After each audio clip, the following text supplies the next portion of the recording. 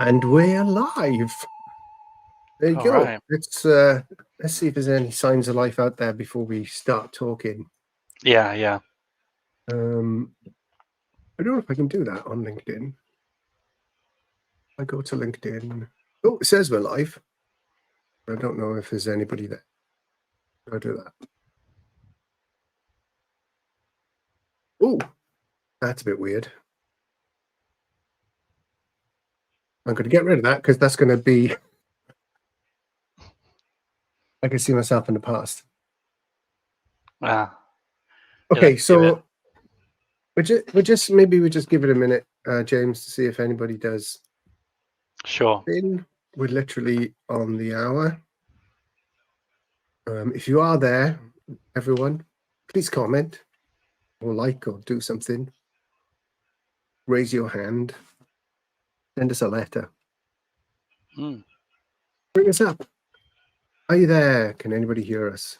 Are you there? Doesn't look like. That doesn't matter. We'll continue unabashed. Maybe a few people will pitch in as we go along. So let's just let's give it a go. Let's kick off. So why are we here? Let's introduce ourselves first, James, because immediately people are probably a little bit confused because I'm obviously a world famous LinkedIn Live host Yes, yes, you are. and YouTuber in my own right for Real Inbound. So my company's called Real Inbound, and if you have seen me on LinkedIn, it'll be in connection with Real Inbound. But I'm looking at your backdrop, and you've got HubStart. That's not Real Inbound.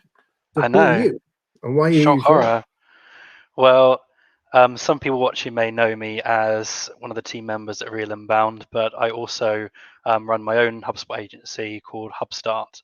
And we focus on the technical aspects of HubSpot, like integrations, the HubSpot CMS, and all those areas that require that more technical development knowledge to help you take HubSpot to the next level. We Which work is why you've together got. quite a few different projects. Yeah, exactly. We've worked together for a long time now. In all seriousness, Mm. James is like the son that I never wanted. And this is why he's got the headset, because he's more technical than I am. So I do all the gabbing bits, and we work with James on his clients, and James works with us on our clients, and we have a generally like you do in HubSpot. We just generally have a really close relationship, helping each other out, as many partners do. And actually, this webinar has come from a collaboration that we were having. We had our thinking caps on for a client and wondering how we were going to do a thing. And James suggested that we use goals. So that's why we decided let's do a whole session on goals. Goals is really interesting, and I think a hidden feature in HubSpot. You don't see an awful lot about it. You don't see an awful lot of people talk about it. So we're going to have a look at goals today. We're going to talk a little bit about why you should use them first off. Then James is going to show us how to use them. And then, if you're still with us, we're going to take you into the stratosphere and see what you can do with goals, because they can get pretty powerful. So goals in HubSpot. Think target. A goal is a target in any other language, and it's the most simple display in HubSpot of your progress against KPI, against a performance metric. Let's say a target. So if you've got HubSpot, you'll know what a HubSpot dashboard is. You'll know about HubSpot reporting, and you might even know about custom reports in HubSpot. HubSpot. Hey, Jono, somebody's alive. Somebody's out there. Jono Price is there. Hey, thanks, Jono, for joining. Great to see you, buddy. So HubSpot reports are really complex, really powerful. And if you've got somebody like James who knows what they're doing, helping you out, you can do pretty much anything in a HubSpot report. So I like to think of them as being able to offer you insight into the business, into your business's functions itself, things like sales cycle length, things like progress of your life cycle, even the buyer journey itself. So really interesting, deep, and complex ideas. Whereas sometimes we just want to know how we're doing against the goal. Sometimes we just want to know if a salesperson has hit target or not. We just want to know how far a salesperson is off target. We want to know if our customer service team is doing what it should be doing. sometimes we just want to know top line how we're doing, and this is where goals come in. So goals is in a different part of HubSpot. It's not under reports, which is where you might expect to find it. Actually, in the new navigation, it is under reports, but it's not part of the reporting dashboard. It's not part of the reporting functionality. So we'll show you how to get to that in a sec. But if you're looking for goals, you'll find it there. You'll find it just as a little. Actually, James, would you? It makes sense to show us where goals is as I'm talking about it. If I Yeah. add your screen to the, you can see in the So new navigation. Sorry, you go ahead. yeah. So we're working on the navigation, which is literally going live tomorrow. Some of you may be already using this already, and I don't know about you guys, but I'm finding it quite a lot more easy to use and kind of similar to other CRMs out there as well. So you'll find it here under reporting and data, and then it's sat here as goals, just next to some of these other HubSpot reports that you're more used to. And if we dig into that, that will take you through to the main goals dashboard. Perfect. I'll hand over to you to talk through that, James, if you don't mind. But just before I do that, so previously you might have found it a little bit of a struggle to find it, but under the new navigation, it is where it makes sense to be, but it isn't in reporting, perhaps, which is where you might have thought to find it. But what it offers, and I think this is the point, and this is why I'm keen for others to look at it. What it offers is a really clear indication of progress, particularly progress against KPI. It's not just all about revenue, although that's the example James is about to take you through. James, take it away. So we've set up just a revenue goal in our demo portal, so you can see visually what this looks like. So the way that the goal reporting is set up is to be very standardized. So when you go into here and you look at different goals, you'll always be in this format, which will show you your your goals built over. You can do it over months or quarters or your weeks or over the course of the year, depending on how often you report on these and what your targets are based on. And then looking at the different team members that you have, or if you want, you can also look at them on a team basis. So we've got in our HubSpot demo instance just one team, which is our sales team. But if you're looking at multiple teams and you're sort of wanting to report on how individual teams are going against each other, that's as simple as toggling over here. And if you were to look into a team or individual team members, you do that over here from the user section. So I've set up this forecasted revenue goal using some of the test data we've got in our test portal. So you'll see here that for the deals that we've had closing over the last 3 months, the last 2 months and the current month, we've got our different revenue goals that we've assigned to people, and we can see how we're tracking against those goals. So for instance, we looked at back in March, we can see that I was doing best against my £50,000 target for the month's closed revenue, and that Tony was doing the worst. But over the course of the 3 months, I'd just I have like to slowly point got out this worse. is obviously fake data, James. At this point, Yes, it is. it's Yeah. just demonstration data. Not that I was doing, not that I'm competitive, obviously, but I Oh just yeah. like No, I to mean, clarify that. yeah. Just to clarify, Mark absolutely hadn't smashed it to make 2,000% of his Yes, goal and he's sold a done quite well million there. quid of business. 2,000% of his target. Yeah, it's a shame, isn't it? Yeah. Yeah. If only. I mean, I'd love to be showing a score like that, but definitely not so far. But it just shows it really is very easy to visualize. You can just look at each person, how they're doing, compare them across who's doing best, see who needs a bit more help, see who's improving month on month or quarter on quarter, and use that data in your coaching. And And then if you want to update your goals, you literally can just go over to edit goal over here for an individual person, and you can either set one goal across the board that updates for every month, or if you want to do tiered goals where it increases over time and you put a bit more pressure and a bit higher target on people month by month or quarter by quarter, you can do that as well. and if I jump in just quickly again, James, before we go on to Mm-hmm. show people how to create this, this is what I meant. You look at it, it's a little bit like an old-fashioned spreadsheet almost. You've got the salesperson, in this case, it's revenue, right? You've got the salesperson down the side, you've got the months across the top. And if you scroll right over to the right, it'll also show you the total for the year, right? So if you're a sales manager and you're using HubSpot to manage your team, forget about the dashboards, forget about the pipeline, don't forget about those things. They're obviously all useful in themselves, but this just shows you exactly what it is you need to see. And you've got a team of 3 people like we have, or they're not selling, but if you've got 30 people, you can do it the same. It's just as easy to see. You can break it down by team goals, you can break it down by individual users, you can look at different pipelines. This is, again, highly recommend. This is a place that you go to control, and not just revenue. We'll come on to that in a bit, but control what's going on in the portal. So imagine portal, the dashboards, the HubSpot reports are for your deep dive. This is your day-to-day. How is so-and-so doing against their target? Has Mark hit his target yet? Is he going to beat that £6 million that that he brought in that 1 month? It's for those kind of like day-to-day managing the team, coaching the team insights, rather than let's get to the bottom of something that's really complex or something that we're puzzling over, which is obviously what the dashboards are for. And thanks, Danesh. Thank you for your comment. Very kind of you. Hope you're finding it useful. James, do you want to just kick on and have a look at, explain to people how you set this up? Yep. You can see it live, perhaps, how we can build it. Sure. So there is quite a lot of breadth to the types of goals that we can set up in HubSpot. This tool has come on leaps and bounds within the last few months from what it used to be. It used to be that on the pro tier of HubSpot, you could just set revenue goals and it's job done.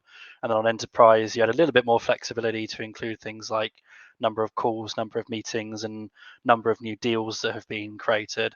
But that was literally it. Even for someone on the enterprise tier. But now you can make goals on pretty much anything. So you'll see up here, I've got options for sort of filtering the goals that I'm seeing here by the name of a goal or by a particular goal template. But there is a ton of different templates available for you to choose from here.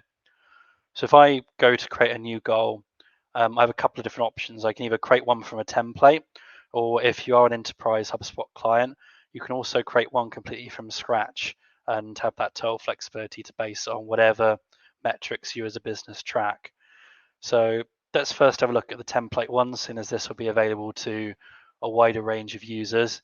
And you can see here that not only have we got goals for the sales team, we've also got them for the customer support team and even now for the marketing team. You can also break it down by different types of record in HubSpot. So if your goals are more centric on deals, as they would be for sales, you can create goals around deals. For your customer support, you can create them around tickets. And across the board, you can create them around meetings. And then there's a few other options in there as well. So if you like, you can just take one of these goals and then create from the template a set of goals. So if I wanted to do one on meetings booked, I could hit the set goal to grab that template. I can give that goal a name. I can then choose which users I want to set that goal against, the duration of the cycle for the different targets. So in this case, let's say it's quarterly for comparison. I then hit next, and then I can apply individual targets to the team for those different periods. So if I want, as I said before, I can have different goals that sort of accumulate over time. So if you want to start off new, fresh Mark joining the team with 5 meetings for his first quarter, and then gradually up him from 10 to 15 to 20, you can do that. And then Tony, who is a seasoned sales professional, You said him old. we obviously. I'm just saying you're highly experienced, Tony, and for that reason, you're not getting cut any of the slack that Mark is, and we're expecting 20 from day one or from Q1 right the way through. I'm sweating already, and it's only pretend targets. My God, it's taking me back to my sales days. I know. Well, to make you feel like this is more of a team effort, I'll be just as harsh to myself and give myself 20 across the board as well. So it's only Mark that we're slightly letting off the hook today. So we're ramping Mark. He's our new hire. I like it. Exactly, yeah. So then once we've got those in place, we can set our notifications if we want notifications. So you can tell the different team members, hey, you've got a new goal that's been set from you, and this is what we're going to be looking at in our monthly or quarterly metrics meetings.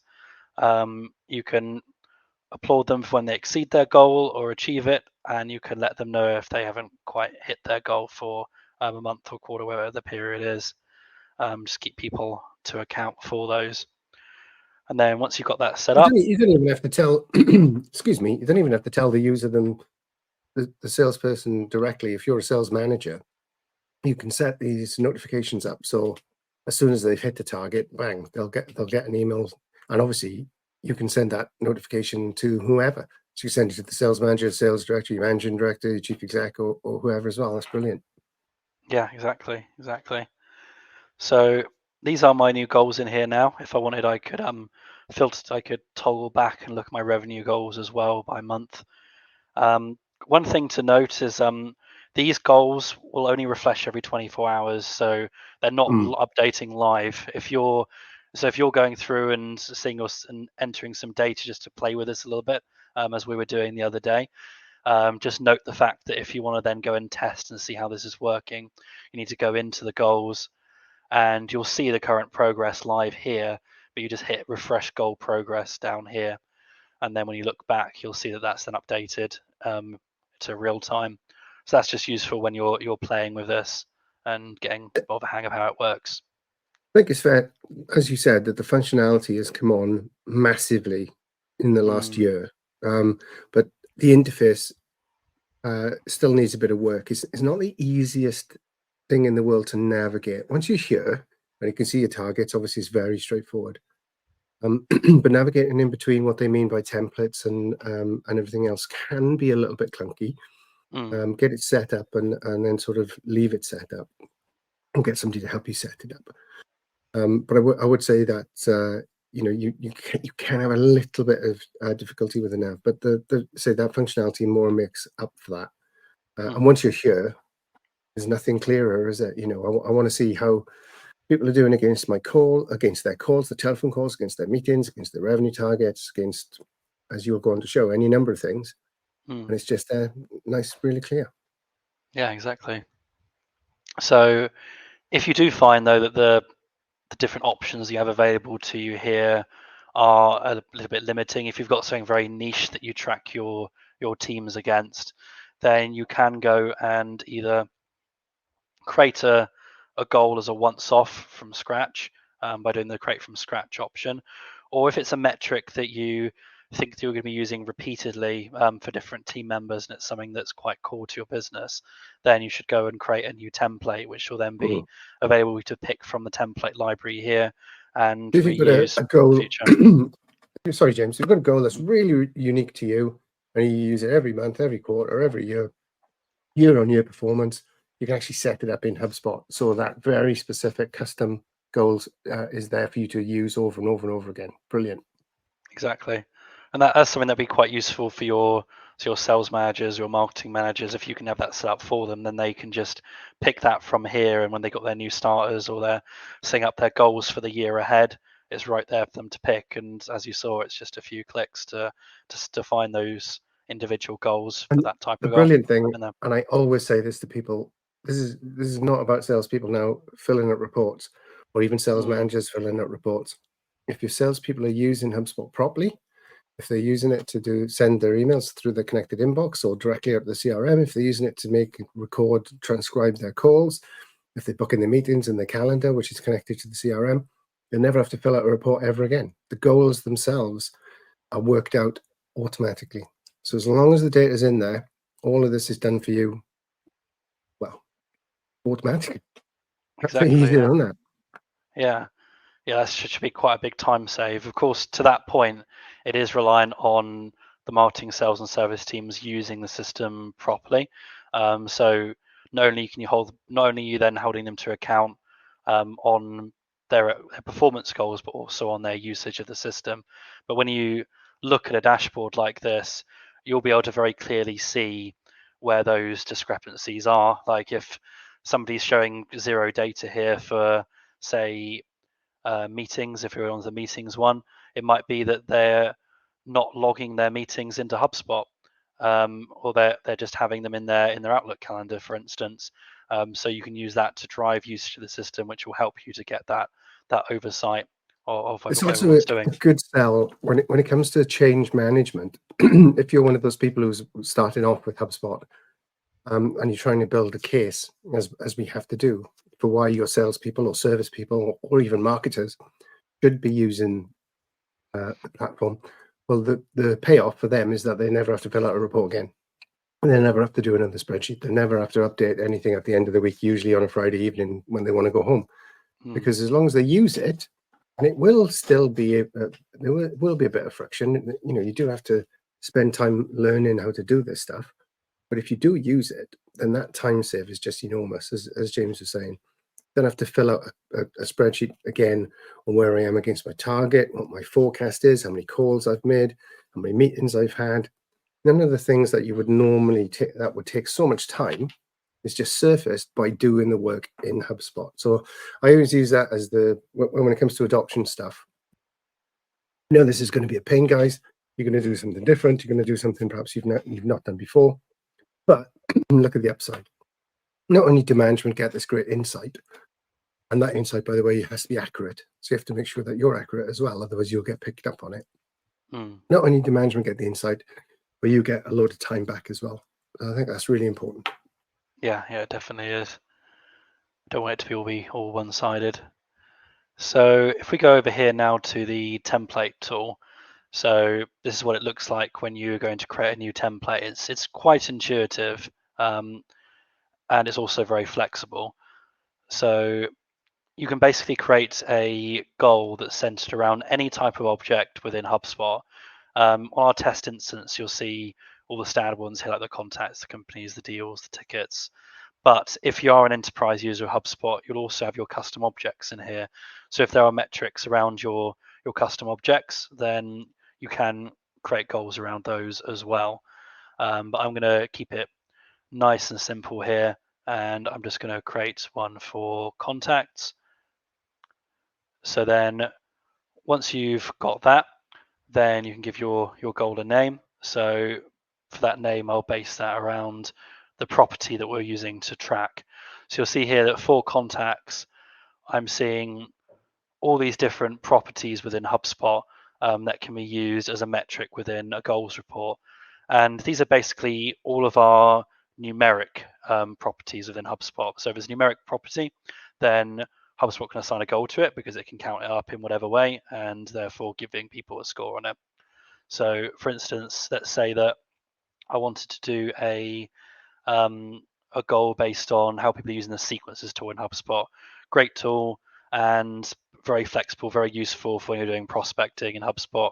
We might touch on that on a future session. But if we want to drive usage of that tool because we know the value of people using their sequences, we might want to actually set a goal for our sales team or our customer service team to use the sequences tool and to put people into sequences. So I choose my property. I give that a logical name, which could be sequence enrollments. And from then I can choose an aggregation type. So for this one, I think it will just be a simple sum. But let's say if we were doing a metric on the average value of deals that have closed over the course of the quarter, I can also use an average. I could also do a count. So if we were just wanting to count up the number of records that have been created, like the number of deals that have been created over a month, for instance, then I could use a count. And then you can also do mins and maxes if those apply to particular types of metrics that you want to do. In this case, actually, we want to use the sum because perhaps you're putting someone into multiple sequences within a month. So what this will then do is it's going to take all the contacts that are owned by by each salesperson. It's going to sum up the number of enrollments that those contacts have had, and then you can sort of base that around a date property. So if we got a KPI, right, guys, I want to see you get 5 sequences out a day, or 5 a week, or even 5 a month, or whatever. Rather than having to go into the sequences tool, build your filters, have a look at individual salespeople and all the analytics of the sequences, which obviously is really useful, really powerful. Just whack up a goals report, navigate to goals section, select the sequences report, bang, there's your targets, all the salespeople up against that. And that's what I mean by the power of goals versus building reports or jumping into dashboards. They have their place, clearly. Dashboards themselves and custom reports are super powerful. But for something like this, the numeric properties, as James mentioned, they're so powerful. Absolutely. So I've now chosen a date property to base this around, which is my last sequence enrolled date. So that's to say that when we look at the months or the quarters that these sequences are falling into, that's what we're then going to use to place the number of sequences enrolled in each month or each quarter. You'll be using for this. You'll be sort of seeing what properties already exist in your HubSpot account. You may find that you don't have enough custom properties within HubSpot yet to track the metric that you want. In which case you should take a step back from this, create those custom properties, and use those within your goal. It may be that you need to think a bit more detail even than that. You may need to create some workflows or some calculated properties, some different things in the background that are going to be used to actually generate the data that's then going to aggregate into this report. And that could potentially get a bit more complex. Obviously, you've got people like Tony and myself who can help you when it comes to situations like that. So we could sort of talk about what's actually the metric that you're trying to track, what you're trying to achieve, and then do the legwork in the background that's then going to allow you to set up that goal accurately. So, for example, when I'm thinking about this one, originally what I was thinking to do here was to base it on the number of sequences enrolled and to sum that up. But when I'm thinking about that now in a little bit more, I'm basing this around the last sequence enrolled date here, which is going to be, as it says, the last sequence. And someone could have had multiple enrollments in a sequence that goes back into previous months. So if I wanted to sort of look at how many people have been enrolled in a sequence this month, then I could do a count, and that will count up the number of people that have a value here based on the last sequence enrolled date. And that will give me the number of people per month, per quarter that have been enrolled.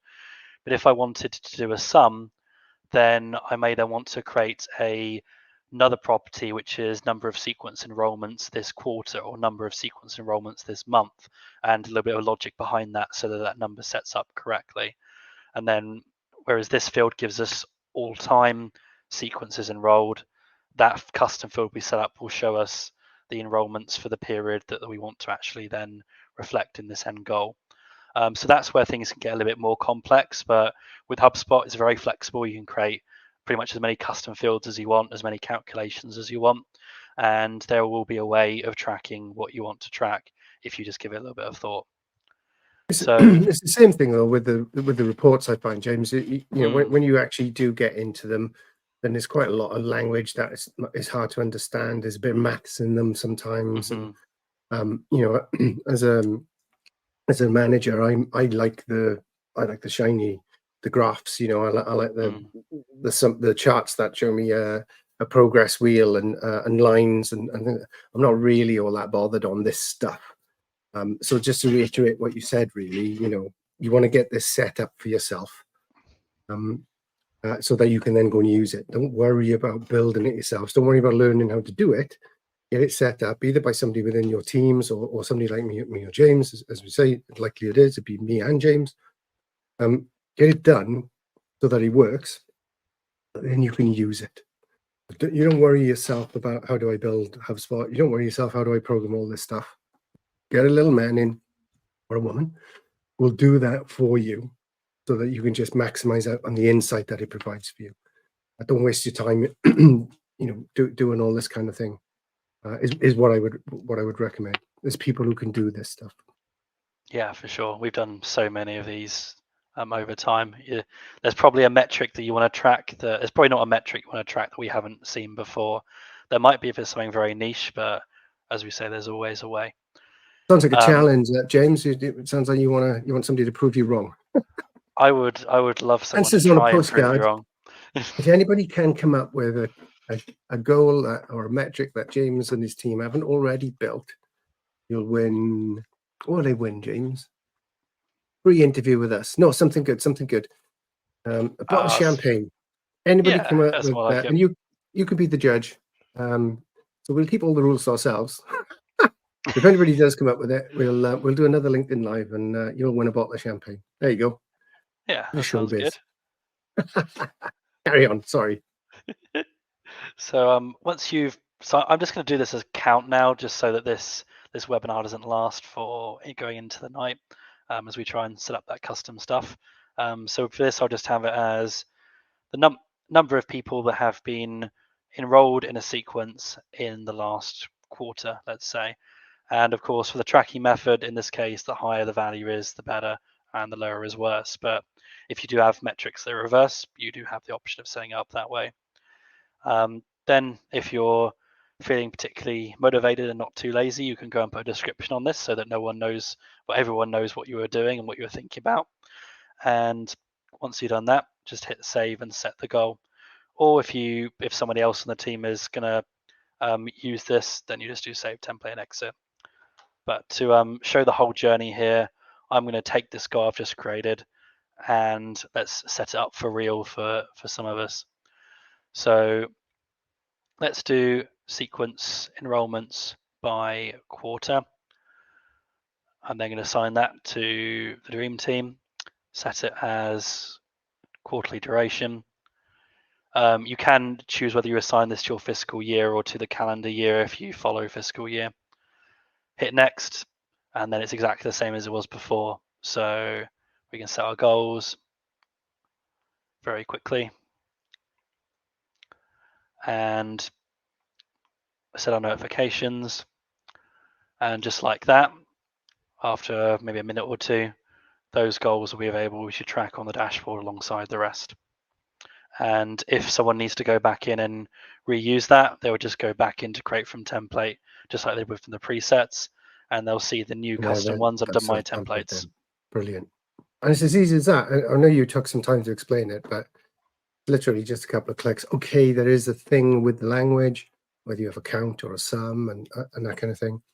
But it's super fast. I mean, it'd take you longer to do that, to build it in a spreadsheet than it would to build it in HubSpot, I think. Fantastic. Yeah, for sure. And that's there for the rest of the team to use, or rather, new people who come in for, as you can see, other departments can use it. So you could have sales using that, have customer services using it. It's brilliant, really powerful. Yep. And one last thing, if you need to tweak a goal, you don't have to go from scratch either. You can just copy that template and make adjustments to it if another team wants to nick it for something, or just change it slightly to updating needs. But yeah, other than that, it's all just a bit of maths, a bit of setting up HubSpot the way that it works for you, and then you're off to the races, really. Fantastic. So just to wrap up now, and thanks so far, James. And you make things, I have to say, you make things really easy to understand. It's been a pleasure listening to you explain it. Just show us, if you can, take another couple of minutes, just to show us what's now possible. If you've got the super duper Rolls-Royce version of HubSpot and you can do everything, in other words, the enterprise, and appreciate not everybody has enterprise, but enterprise is now easier to get than it ever been. With the new pricing that came in April, you could buy a single sales seat for £150, I think, for enterprise, something like that.